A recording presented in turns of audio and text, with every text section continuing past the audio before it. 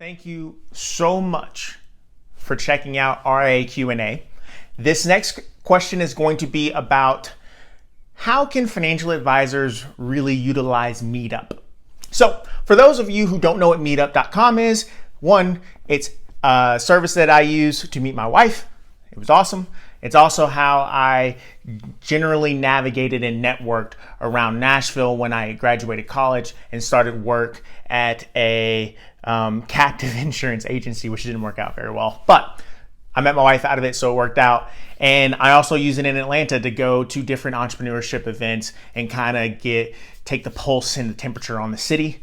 So meetup.com is actually a place where you can create events or go to events around a specific topic. So in Nashville, there's a Node.js developer group, there's a young singles group, there is a startup group, there's a personal finance group, there's a quilting group, there's a game group, you name it, there are groups everywhere, especially if you're in a big city. The way that I believe financial advisors, there are two main ones that they can really utilize Meetup. One, if there is a meetup around your target market. So let's say you serve doctors and there's a meetup for doctors. Then maybe you want to go there, tag along, don't really show your cards, don't try and hand out business cards. That's not what this is about. This is to build relationships. So don't go into it half-cocked and, trying to ship those out. You don't want to do that. So that's the first way. It's just to go to ones in your particular group. If you like to hang out with athletes and you are one of the people that I think I met before an advisor who focuses on CrossFit gym owners. So you might want to go to a CrossFit meetup. See, it's easy. The second way is actually the most impactful way. The best way to actually do networking is to own the group. Everyone knows that. If you don't know that, now you know. So if you own the meetup group, that means your name is on every single outreach, every single email. At the beginning of every event, you stand up, raise your hand and say, "Hi, I want to thank you for coming to the event presented by or powered by X, Y, and Z company." See, when you own the event, you are able to market without actually marketing. You don't have to take any sponsorship. You don't have to pay any fees.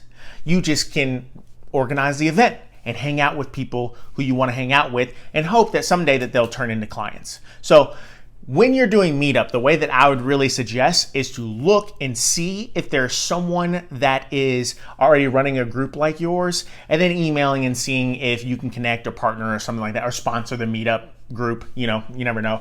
But the second way, which I think is more powerful, is to start your own Meetup group and make it around your target market. So if your target market is teachers, have a teacher meetup group.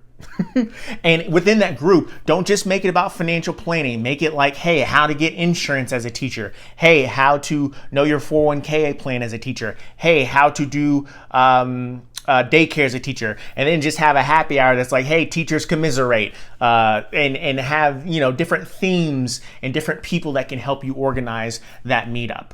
And what will happen over time is that as people get to know you and what you do, not because you're telling them, but because just in conversation is coming up what you do, then you'll be able to share with them how you impact the lives of your clients and how you'd love to help them as well. So those are the main two ways that I would say that you can use meetup.com. There is a third way, which is sponsorships. I kind of mentioned it before.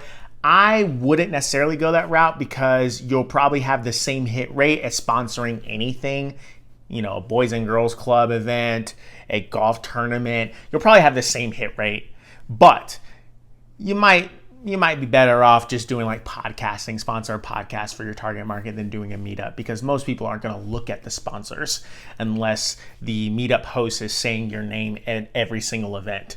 So I wouldn't really recommend that, but that's a third option. So I hope this has been really helpful for you. Let me know if you have any other questions around it. Maybe I can do a part 2 of this episode. But if you're interested in more, hey, subscribe down below. We're going to be pushing more of these out. I got a tripod now. We're official. We're real right now. And I got a mic, as you can see. So we're trying to slowly up the production quality of these things, because they're easy for me to do. However, the production and the editing and stuff, that takes time. And so trying to figure out a balance between super high production quality and spending a lot of money or spending a lot of time, or super low production quality where people can't hear me, or the lighting's bad, or it's not on a tripod, so we got to figure out how to put it on books and stuff, which is how we did it before. So let me know if you're really enjoying these, but subscribe below because more of these are coming. I'm going to try and start doing 3 to 5 a day. So thank you so much. Have a good day.